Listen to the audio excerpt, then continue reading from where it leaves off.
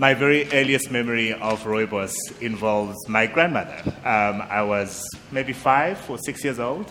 I remember heating up a kettle of water, which I wasn't allowed to, and making her a cup of rooibos tea. So as many of you know, Westgrow is responsible for attracting international investment into the Western Cape. Today just really is an amazing showcase of both the wonderful products that already exist and that we're already enjoying and we're already exporting around the world, and world-class research being done on the untapped potential and health benefits of these products and of rooibos in particular.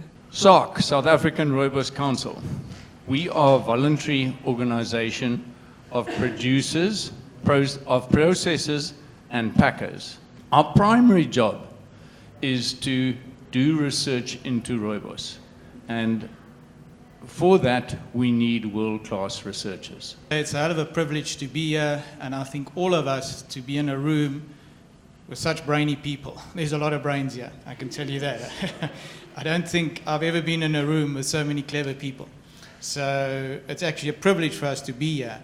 And a lot of these researchers have dedicated their life to the research in rooibos. We found that rooibos contains unique polyphenolic compounds, and those are the compounds that are responsible for the antioxidant properties. And that ACE enzyme, the suppression of it, that is what is in your high blood pressure medication. So rooibos does it naturally. Found that consuming this rooibos decreased their total cholesterol by 10%. It increased your good cholesterol, that's your HDL, and it decreased your bad cholesterol, your LDL. Consuming 500 milliliters of fermented rooibos decreased your blood glucose level 6 hours after you've eaten. In short, rooibos also enhances your own body's antioxidant defense system.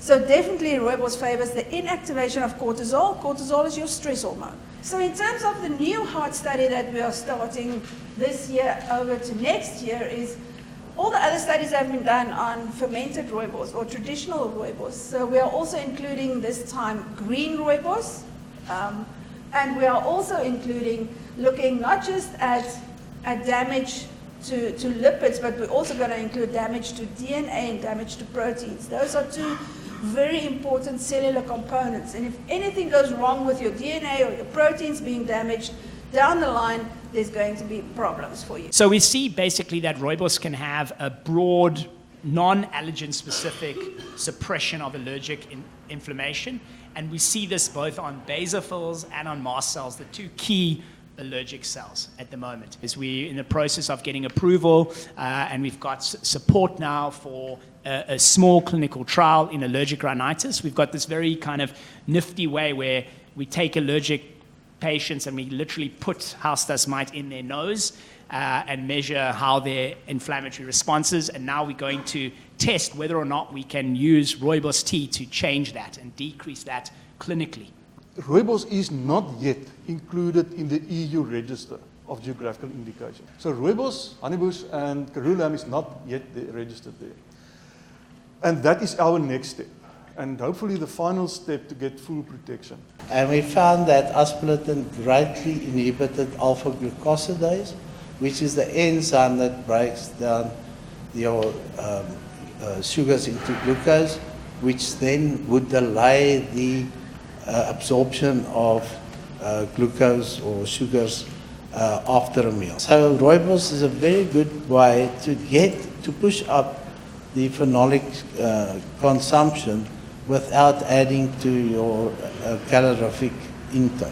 Mice that become spontaneously diabetic, and they have used aspartame to improve the oxidative status of the heart in those mice. Damaged DNA because we've been overexposed to the sun, and helping to get the bioactivity. Because sports are different and they do different things, create different stresses on the human organism.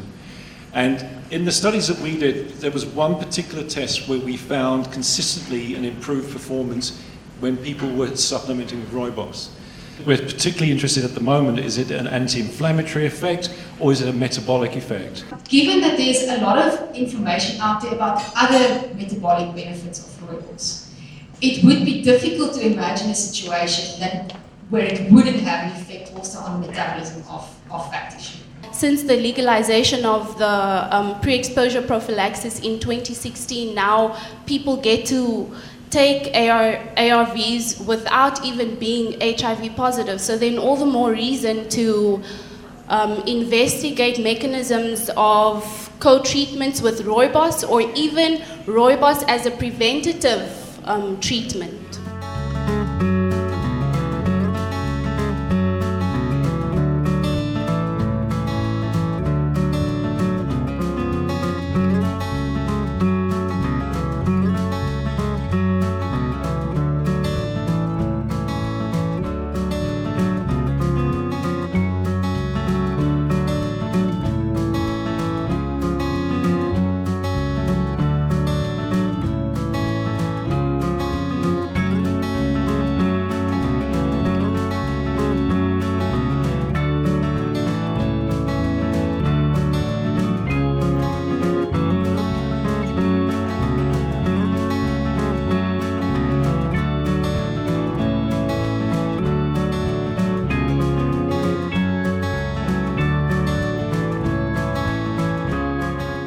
Rooibos is a fynbos plant. When it's at its most vulnerable, we harvest it, we dry it, and we consume it. We steal the plant's immune system to bolster our own immune system.